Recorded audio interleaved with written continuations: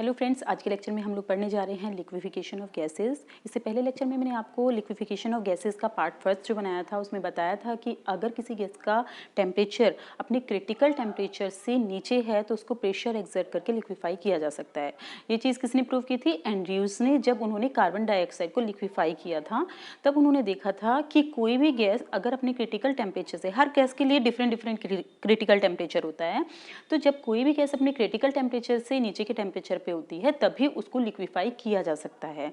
तो friend, generally सभी gases, जितनी भी रियल गैसेस हैं, उनका क्रिटिकल टेम्परेचर तो 0 डिग्री सेंटीग्रेड से ऊपर ही था, तो उनको आसानी से लिक्विफाई किया जा सकता था।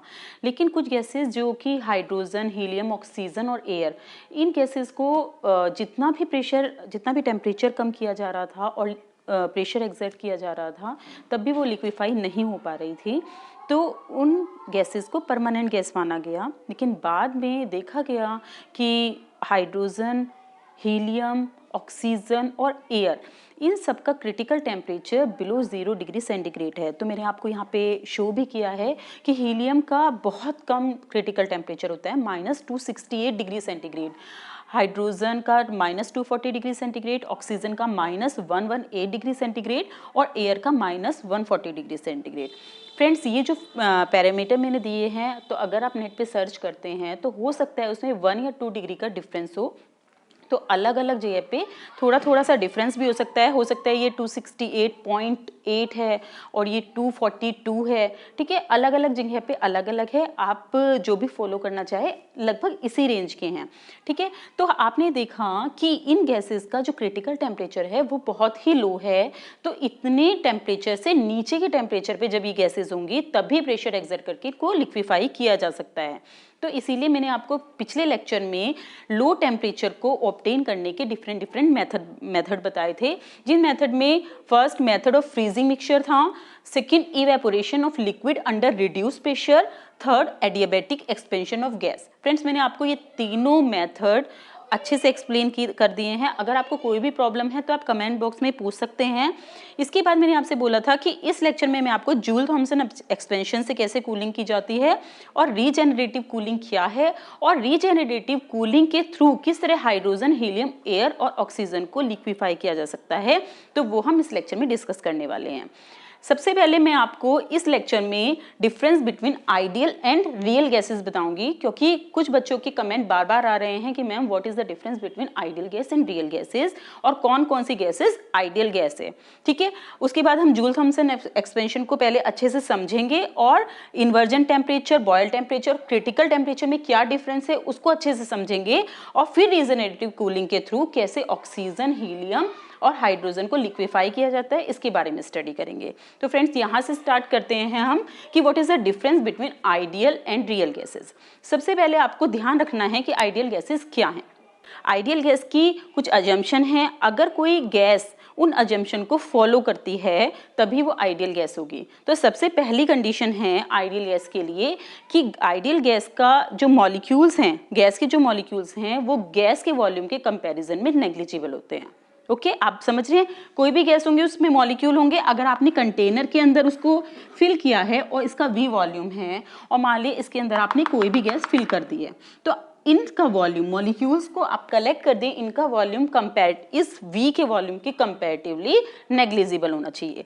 सेकेंड कंडीशन है कि इन मॉलिक्यूल्स के बीच में इलास्टिक स्कैटरिंग होनी चाहिए, यानी किसी भी तरह की एनर्जी का लॉस नहीं होना चाहिए, तो काइनेटिक एनर्जी मॉलिक्यूल के बीच में हमेशा कंजर्व रहेगी।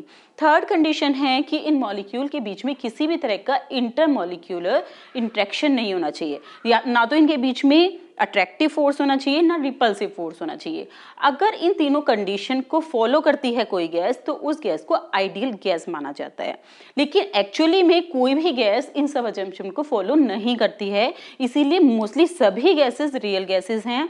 लेकिन हाँ, हाइड्रोजन और हीलियम, क्योंकि इनके मॉलिक्यूल बहुत छोटे हैं तो इसीलिए उसको आप आइडियल गैस की तरह लगभग 99% आइडियल गैस मान सकते हो, और साथ में इन गैसेस का क्रिटिकल टेम्परेचर भी इतना कम है कि उनको लिक्विफाई भी नहीं किया जा सकता आसानी से। तो कुछ एक्सटेंट तक आप मान सकते हो कि हाइड्रोजन और हीलियम आइडियल गैस हैं, लेकिन एक्चुअली में वो भी रियल गैसेस ही हैं, ठीक है। किसी भी कैलकुलेशन को करने के लिए आइडियल गैस इक्वेशन को लेते हैं कुछ कंडीशन में। वो कंडीशन भी मैंने आपको बताई थी कि जब high temperature and low pressure हो, तब उस कंडीशन में गैसेस जो हैं वो आइडियल गैस की तरह बिहेव करते हैं। देखिए, अगर टेम्परेचर हाई होगा तो मॉलिक्यूल एक दूसरे के पास कोई भी टाइम स्पेंड नहीं करेंगे, उनके बीच में इलास्टिक स्कैटरिंग हो जाएगी। लो प्रेशर होगा तो दूर दूर होंगे मॉलिक्यूल, ठीक है ना।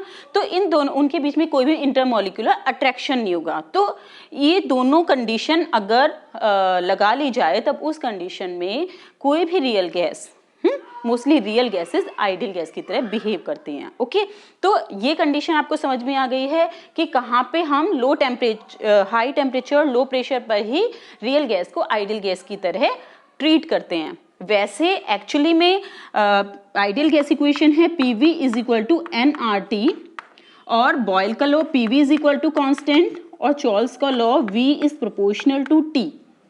ये दोनों केवल आइडियल गैस पे लगते हैं, लेकिन इसको हटा देते हैं हम अभी। बॉयल ने जब एक ग्राफ प्लॉट किया PV और प्रेशर के बीच में, तब उन्होंने देखा कि प्रेशर के साथ PV का किसी पर्टिकुलर टेम्परेचर पर बिहेवियर ऐसा होता है, ये ऐसे होता है और ऐसे होता है, ठीक है। ये क्या है? ये बॉयल टेम्परेचर है। बॉयल टेम्परेचर पर जब गैस होती है तो PV कांस्टेंट होता है लार्ज एक्सटेंट ऑफ प्रेशर, ठीक है। लेकिन हाई प्रेशर पे जाके ये भी कांस्टेंट नहीं रहता है। लेकिन अगर गैस का टेम्परेचर बॉयल टेम्परेचर से नीचे होता है तो PV की वैल्यू पहले प्रेशर के साथ डिक्रीज होती है। देखिए, प्रेशर इंक्रीज हो रहा है तो PV की वैल्यू पहले डिक्रीज होती है और उसके बाद इंक्रीज होना शुरू करती है। ओके, और जब टेम्परेचर, ये बॉयल टेम्परेचर से नीचे का टेम्परेचर है, और जब बॉयल टेम्परेचर से ऊपर के टेम्परेचर पर कोई गैस होती है, तब उस कंडीशन में ये प्रेशर के साथ इंक्रीज होता चला जाता है, ठीक है। तो इसका मतलब है कि कोई भी गैस, कोई भी रियल गैस जब बॉयल टेम्परेचर पर होती है तो वो आइडियल गैस की तरह बिहेव करती है, या उससे ऊपर के टेम्परेचर पर भी हो तो वो आइडियल गैस की तरह बिहेव करती है। लेकिन अगर बॉयल टेम्परेचर से नीचे के टेम्परेचर पर गैस होती है तो इस तरह का बिहेवियर शो होता है। ये शो करता है कि गैस के मॉलिक्यूल के बीच में इंटरमॉलिक्यूलर अट्रैक्शन है, ठीक है, और गैस की कंप्रेसिबिलिटी बहुत ज्यादा होती है, और इस टेम्परेचर पर, बॉयल टेम्परेचर से नीचे के टेम्परेचर पर ही गैस अपने फेज को चेंज कर सकती है। आप बात समझ रहे हैं कि अगर गैस को लिक्विफाई करना है तो उसका टेम्परेचर बॉयल टेम्परेचर से नीचे होना चाहिए। अगर बॉयल टेम्परेचर पे होगी तो वो आइडियल गैस की तरह बिहेव करेगी, और आइडियल गैस को लिक्विफाई वैसे भी नहीं किया जा सकता है, क्योंकि आइडियल गैस की कंडीशन ही है कि उस गैस को लिक्विफाई नहीं किया जा सकता। तो अगर गैस बॉयल टेम्परेचर से नीचे के टेम्परेचर पे है तो उनका इंटरमॉलिक्यूलर अट्रैक्शन ज्यादा होता है, कंप्रेसिबिलिटी ज्यादा होती है, तब उस कंडीशन में उसको लिक्विफाई किया जा सकता है। तो आप बॉयल टेम्परेचर को अच्छे से समझ गए क्या होता है, ठीक है। गैस का बिहेवियर बॉयल टेम्परेचर पर, बॉयल टेम्परेचर से नीचे और बॉयल टेम्परेचर से ऊपर, ठीक है। तो यानी इस टेम्परेचर के बाद गैस को लिक्विफाई नहीं किया जा सकता है। लिक्विफिकेशन के लिए इस टेम्परेचर से इस टेम्परेचर के बीच में गैस होनी चाहिए। यहाँ पे ये ग्राफ है PV और P के बीच में। अब देखिए, सेकेंड कंडीशन है कि टेम्परेचर ऑफ इन्वर्जन क्या है और क्रिटिकल टेम्परेचर क्या है। मैंने आपको बताया था कि क्रिटिकल टेम्परेचर क्या होता है। वो टेम्परेचर, गैस के लिए वो टेम्परेचर जिससे नीचे के टेम्परेचर पर गैस लिक्विफाई हो सकती है और ऊपर के टेम्परेचर पर लिक्विफाई नहीं हो सकती है। तो बॉयल टेम्परेचर वो टेम्परेचर जिसपे कोई भी गैस रियल गैस की तरह बिहेव कर सकती है और रियल गैस ही लिक्विफाई हो सकती हैं। और टेम्परेचर, क्रिटिकल टेम्परेचर जिससे नीचे के टेम्परेचर पर गैस लिक्विफाई हो सकती है। अब थर्ड टेम्परेचर हम पढ़ेंगे टेम्परेचर ऑफ इन्वर्जन, ठीक है। टेम्परेचर ऑफ इन्वर्जन क्या है, ये हम जूल थॉमसन एक्सपेंशन से पढ़ने वाले हैं। तो अब हम पढ़ने जा रहे हैं जूल थॉमसन एक्सपेंशन एक्सपेरिमेंट, जिसमें आपको डिटेल में तो मैं अलग से लेक्चर बनाऊंगी क्योंकि ये काफ़ी बड़ा है, लेकिन इस एक्सपेरिमेंट में मैं आपको बताती हूँ कि जूल और थॉमसन ने मिलकर एक एक्सपेरिमेंट किया और उस एक्सपेरिमेंट के थ्रू एक्सप्लेन किया कि रियल गैसेस के बीच में इंटरमॉलिक्यूलर इंटरेक्शन होता है। और उसको शो किया उन्होंने कि गैस जब पोरस प्लग से पास होती है तो पोरस प्लग से पास होने के बाद गैस थ्रोटलिंग करती है, ठीक है। तो उसे एक वर्क करना पड़ता है उससे पास होने के लिए, और क्योंकि उन्होंने जो अपना अपरेटस लिया था वो पूरी तरह से इंसुलेट था एनवायरनमेंट के साथ, तो किसी भी तरह का एक्सटर्नल वर्क डन उस पर नहीं किया जा रहा था। तो उन्होंने क्या किया था, कांस्टेंट हाई प्रेशर से कांस्टेंट लो प्रेशर की तरफ थ्रू पोरस प्लग गैस को पुश किया था।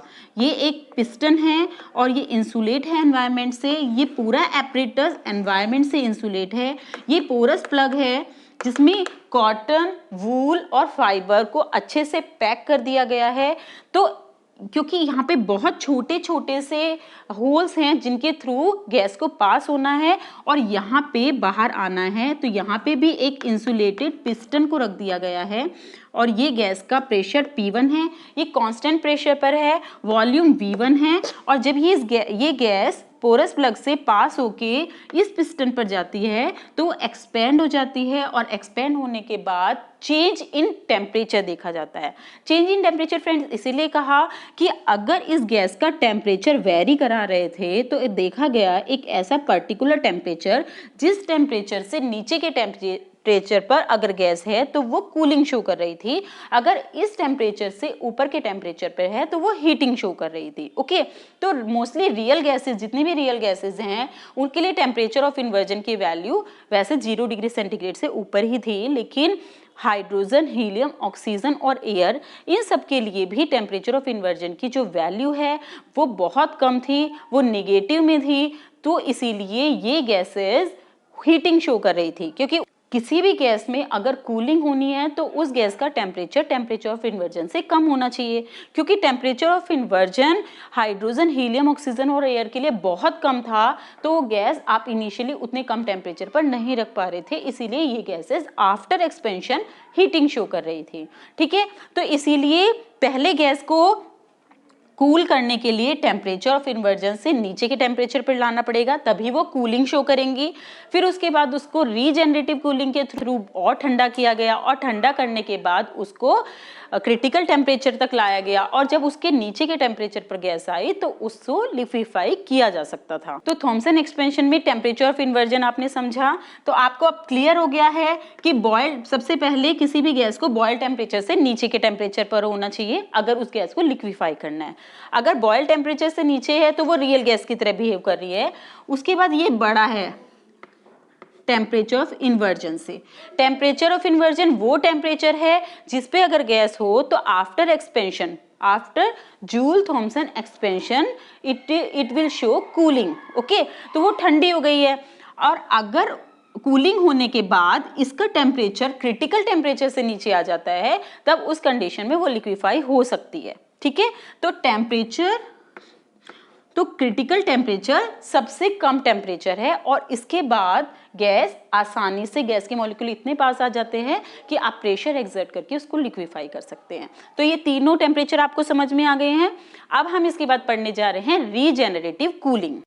तो फ्रेंड्स, रीजेनरेटिव कूलिंग के लिए ये diagram, friend Joule Thomson expansion में हमने ये कंसीडर किया कि अगर कोई भी गैस मान लिया इनिशियली 20 डिग्री सेंटीग्रेड पर है, ओके, 20 डिग्री सेंटीग्रेड उसका इनिशियल टेम्परेचर है, और जो ये पोरस प्लग वाला आपको एक्सपेरिमेंट मैंने अभी समझाया आपको, उसमें P1 की वैल्यू मान लिया 50 एटमॉस्फेयर है, ठीक है, और P2 की वैल्यू 1 एटमॉस्फेयर। 1 एटमॉस्फेयर का मतलब है कि जितना भी एटमॉस्फेयर का प्रेशर है और फ्रीली आपने छोड़ दिया है।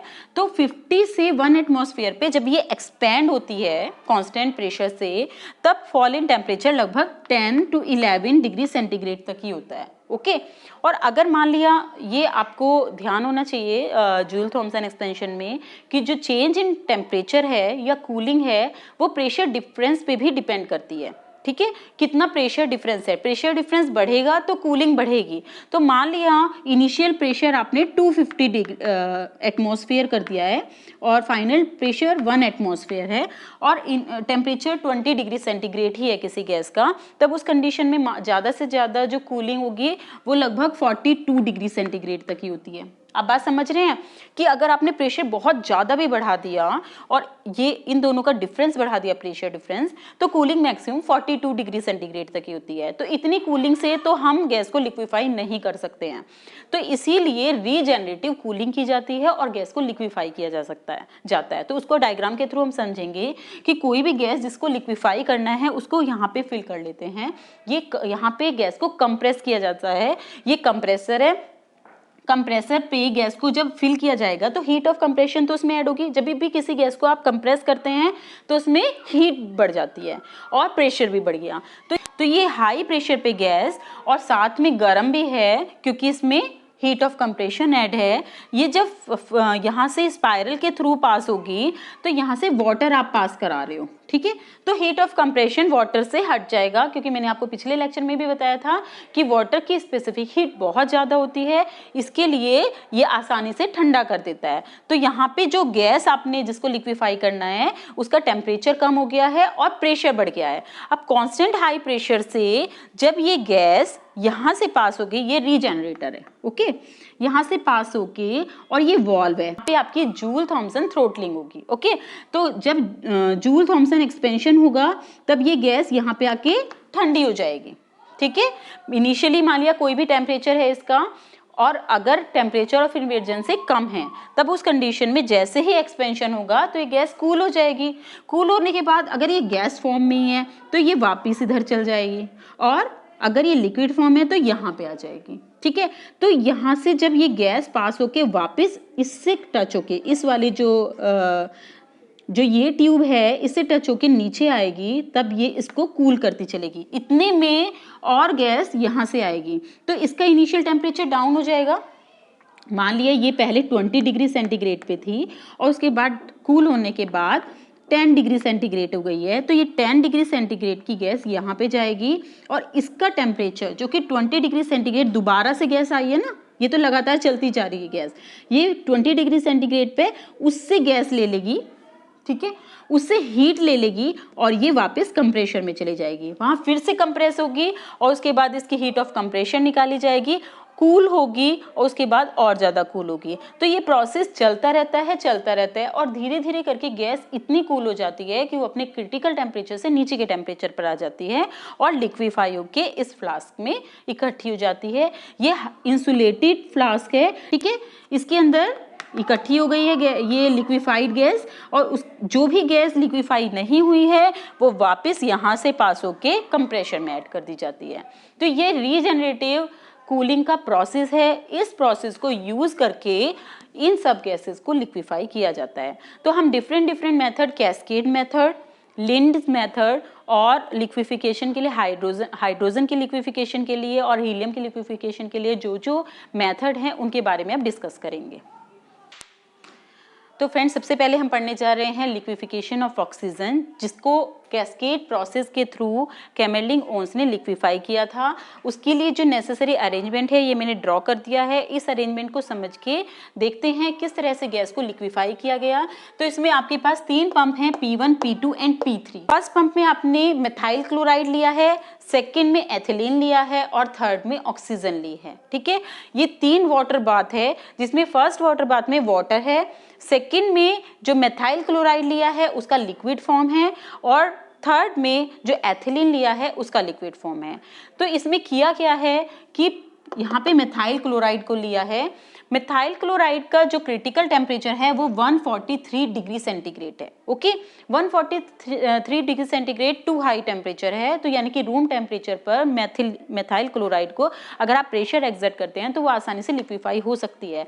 तो यहाँ पे जब आपने मिथाइल क्लोराइड गैस को लिया और उसके ऊपर प्रेशर P1 एक्सर्ट किया तो वो आसानी से लिक्विफाई हो गई। और यहाँ पे हीट ऑफ कंप्रेशन, जो लिक्विड है उसमें हीट ऑफ कंप्रेशन जरूर ऐड होगा, क्योंकि यहाँ पे आपने गैस को कंप्रेस किया है। तो यहाँ पे ये गर्म हो चुकी है लिक्विड मिथाइल क्लोराइड, तो उससे आपने वाटर बाथ के थ्रू पास करा के उसके कंप्रेशन की हीट को हटा दिया गया है और उसके बाद ये वॉल्व से एक्सपेंड कराई गई है, ओके।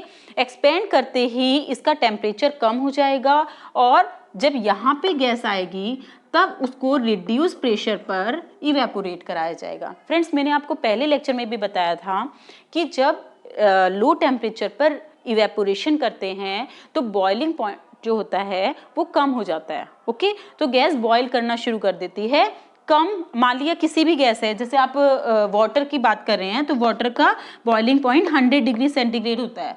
अगर 100 डिग्री सेंटीग्रेड पर आप गैस वाटर को रखें तो वो बॉईल करना शुरू कर देता है, लेकिन अगर हम प्रेशर को रिड्यूस करते हैं तो उसका बॉइलिंग पॉइंट कम हो जाता है, वो रूम टेम्परेचर पर ही बॉईल करना शुरू हो जाता है और इवेपोरेट होना शुरू हो जाता है। ओके, तो यही प्रोसेस यहाँ पे लगाया है मेथाइल क्लोराइड के ऊपर कि उसको रिड्यूस प्रेशर पर P1 के थ्रू इवेपोरेट कराया गया। इवेपोरेशन के कारण, क्योंकि वो इवेपोरेशन के लिए हीट कहाँ से लेगा, खुद की लिक्विड से लेगा, तो यहाँ से वो इवेपोरेट हो रहा है तो लिक्विड से ही हीट ले रहा है और इस लिक्विड का टेम्परेचर -90 डिग्री सेंटीग्रेड तक कम हो जाता है। यानी कि यहाँ पे जो लिक्विड मेथाइल क्लोराइड आई है वो रिड्यूस प्रेशर पर इवेपोरेशन के थ्रू -90 डिग्री सेंटीग्रेड पर आ गई है। अब ये जो यहाँ पे एथिलीन ली है उसका जो क्रिटिकल टेम्परेचर है वो 10 डिग्री सेंटीग्रेड है। ओके, एथिलीन का क्रिटिकल टेम्परेचर 10 डिग्री सेंटीग्रेड है, तो जैसे ही आपने इस पे प्रेशर एक्सर्ट किया तो एथिलीन भी लिक्विड फॉर्म में आ जाएगी। ओके, क्योंकि यहाँ पे वो ऑलरेडी -90 डिग्री सेंटीग्रेड पे पहुंच चुकी है, तो वो ये बहुत कम है as compare to critical temperature. अब इसको प्रेशर लगाकर आसानी से लिक्विड फॉर्म में चेंज किया जा सकता है। तो यहाँ पे एथिलीन जो है वो लिक्विड फॉर्म में आ गई है। उसके बाद इसको एक्सपेंड कराया गया, तो यहाँ पे कूलिंग हुई, उसमें कूलिंग होने के बाद उसको रिड्यूस प्रेशर पर इवेपोरेट कराया गया। इवेपोरेशन के बाद उसको -160 डिग्री सेंटीग्रेड इसका टेम्परेचर हो जाता है। तो इतनी कूल हो चुकी है, यहाँ पे आपने ऑक्सीजन फिल की है और आप देखिए ऑक्सीजन जो क्रिटिकल टेम्परेचर है वो -118 डिग्री सेंटीग्रेड है और यहाँ पे टेम्परेचर पहुँच चुका है -160 डिग्री सेंटीग्रेड। अब ऑक्सीजन अपने क्रिटिकल टेम्परेचर से नीचे के टेम्परेचर पर है। अगर आप इस पे प्रेशर एक्सर्ट करोगे तो ये आसानी से लिक्विफाई हो सकती है। तो P3 में जैसे ही ऑक्सीजन पे प्रेशर लगाया जाता है तो लिक्विफाई हो जाती है और यहाँ पे फ्लास्क में, जो कि इंसुलेट है एनवायरनमेंट से, इसके अंदर कलेक्ट हो जाती है। तो इस तरह से कैमरलिंग ओन्स ने कैस्केड प्रोसेस से ऑक्सीजन को लिक्विफाई किया। अब हम देखते हैं कि एयर को कैसे लिक्विफाई किया। अब हम पढ़ने जा रहे हैं Linde process for liquefication of air. इस प्रोसेस के लिए जो नेसेसरी अरेंजमेंट है वो मैंने ड्रॉ कर दिया है। इसके लिए फ्रेंड्स आपको ध्यान रखना है क्रिटिकल टेम्परेचर फॉर एयर आपका -140 डिग्री सेंटीग्रेड है, यानी कि गैस को हमें जो एयर है उसको हमें -140 डिग्री सेंटीग्रेड तक पहले कूल करना है, तभी वो लिक्विफाई हो सकती है। तो इसके लिए आप यहाँ पे देखें कि यहाँ पे एक आपने पिस्टन लिया है, इस पिस्टन से आपको गैस को कंप्रेस करना है। तो यहाँ पे आपने एयर को ले लिया है और एयर को अपने पिस्टन के थ्रू कंप्रेस कर दिया है 25 एटमॉस्फेयर तक। तो जब ये तो यहाँ के लिए है, ठीक है। यहाँ पे कंप्रेस होने के बाद गैस यहाँ जाएगी, एंटर करेगी और ये स्पाइरल ट्यूब है और यहाँ पे वाटर बाथ है जिसमें कोल्ड वाटर भरा हुआ है। तो जैसे ही गैस 25 एटमॉस्फेयर तक कंप्रेस होगी तो जितनी भी कंप्रेशन की हीट है वो कोल्ड वाटर से निकल जाएगी और गैस यहाँ से इस जार के अंदर आ जाएगी। और इस जार में आपने देखा कि ये जो पाइप है ये लिक्विड तक भरा हुआ है, इसके अंदर KOH लिक्विड फॉर्म में है। इस KOH सॉल्यूशन में वाटर वेपर और कार्बन डाइऑक्साइड, एयर के अंदर आपका water vapour, carbon dioxide, nitrogen, argon, neon, ये सब गैसेस रहती हैं। तो जैसे जैसे ये इसके अंदर आई तो इसमें से carbon dioxide and water vapour ये निकल चुकी हैं और जो बाकी बची हुई एयर है वो यहाँ पे आ चुकी है। अब आप पिस्टन के थ्रू 200 एटमॉस्फेयर तक इस एयर को कंप्रेस कर रहे हो और कंप्रेस होने के बाद ये इस ट्यूब से निकल रही है और वापस आपने यहाँ पे इसके बाहर फ्रीजिंग मिक्सचर रख लिया है। फ्रेंड्स, मैंने इससे पहले लेक्चर में आपको फ्रीजिंग मिक्सचर के बारे में बताया था कि फ्रीजिंग मिक्सचर के थ्रू कूलिंग जनरेट होती है और डिफरेंट सॉल्ट से डिफरेंट कूलिंग होती है। लगभग -60 डिग्री सेंटीग्रेड की कूलिंग हम अलग अलग सॉल्ट से ऑब्टेन कर सकते हैं। इसमें जो फ्रीजिंग मिक्सचर भरा हुआ है उससे लगभग -20 डिग्री सेंटीग्रेड तक टेम्परेचर फॉल हो जाता है, ठीक है। तो यहाँ पे जब गैस 200 एटमॉस्फेयर तक कंप्रेस हुई तो यहाँ कंप्रेशन की हीट फ्रीजिंग मिक्सचर के थ्रू कम हो गई है। तो -20 डिग्री सेंटीग्रेड टेम्परेचर कम हो गया है, उसके बाद गैस यहाँ से आई, ठीक है, हाई प्रेशर पर है 200 एटमॉस्फेयर पे, और इसका टेम्परेचर भी कम है, और यहाँ पे आपने जूल थॉमसन एक्सपेंशन किया है।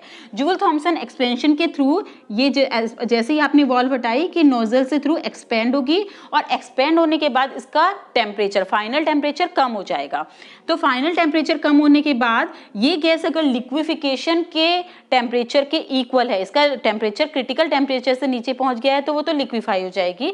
अदरवाइज ये गैस फिर से जाएगी और इसके अंदर एंटर करेगी, ठीक है, यहां से गई और इस पाइप के अंदर एंटर की, फिर से 200 एटमॉस्फेयर पे गई, फिर से कूलिंग हुई, फिर से एक्सपेंशन हुआ, उसके बाद फिर गई और इस तरह से एक्सपेंड होती चली जाएगी। और जब तक इसका टेम्परेचर क्रिटिकल टेम्परेचर से नीचे नहीं आ जाता, यानी कि -140 डिग्री सेंटीग्रेड से नीचे नहीं आएगा, तब तक ये ऐसे ही मूव करती रहेगी। और जब इसका टेम्परेचर क्रिटिकल टेम्परेचर से नीचे आ जाएगा तो ये वाल्व खोल दी जाएगी और ये गैस लिक्विड फॉर्म में यहाँ पे कलेक्ट हो जाएगी। और जो गैस कलेक्ट नहीं होगी उसे वापस P1 में इंट्रोड्यूस कर दिया जाएगा इसके थ्रू, ठीक है।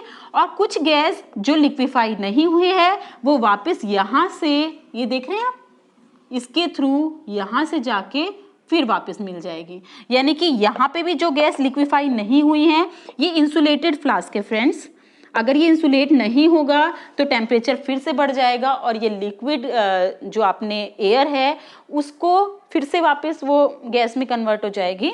तो कुछ लिक्विड जो गैस में कन्वर्ट नहीं हुआ है उसको वापस आपने यहाँ इंट्रोड्यूस कर दिया है। यहाँ पे भी कुछ गैस जो एयर है वो लिक्विड में कन्वर्ट नहीं हुई है, वो यहाँ के थ्रू वापस P1 में चली जाएगी।